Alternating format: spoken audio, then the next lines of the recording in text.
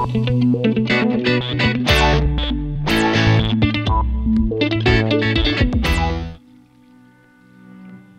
na ba titira si Myro?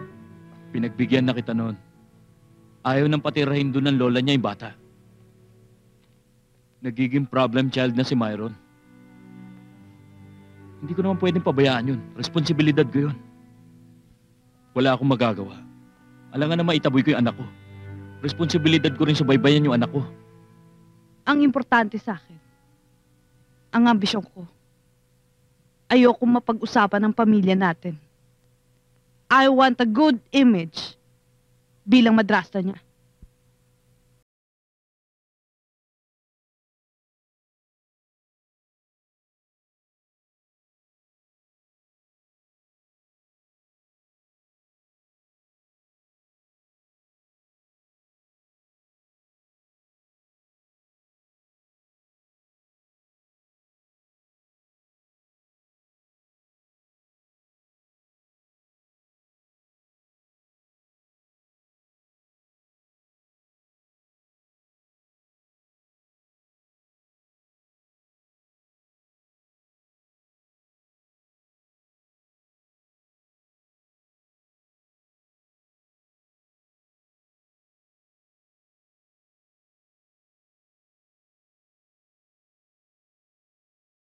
Bakit kita pinuntahan dito?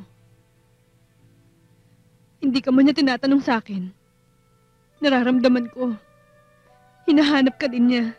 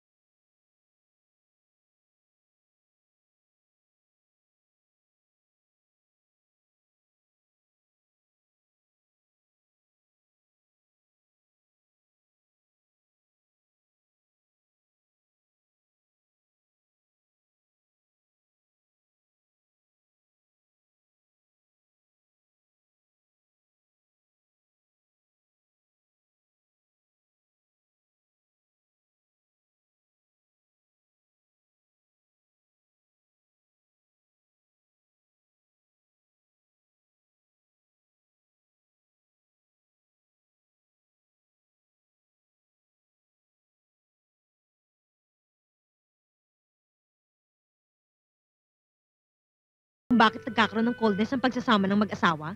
Alam mo, tipsy ka lang eh. Answer me! Maraming dapat i-take na into consideration. Well, maaaring na fall out of love lang sila sa isa't isa. Ah! Thank you, Manang. Ano ba, Dahlia? Ano bang problema mo?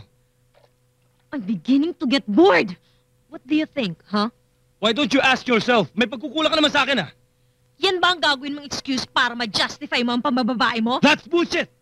Mr. Ramirez, nagpakasal ako sa'yo hindi para maging anino ng mga activities mo sa buhay. But I'm not stupid para lokohin mo habang buhay. Gusto mong lokohan? I can also do that. Kasal tayo at akong lalaki! Bakit hindi? Ano bang nagpapata sa estado mo bilang lalaki? Yang nasa harapan mo? Yan lang naman ang kaya mo ipagyabang ah!